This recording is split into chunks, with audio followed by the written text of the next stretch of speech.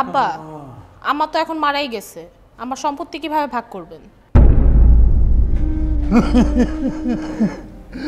আরে সম্পত্তি রে, হায় রে সম্পত্তি, তুমি কি মানুষ?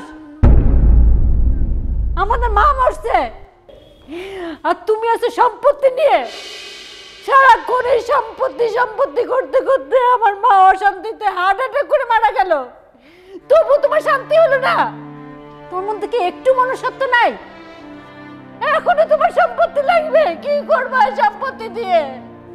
তুমি কি মানুষ? মা, মা গো, আমার মাটা তো আরো কয়টা দিন বাঁচত, সে সুন্দর সুস্থ ছিল। এই তোদের জন্য আমার মাটা মরে গেল তাড়াতাড়ি। ও মা গো।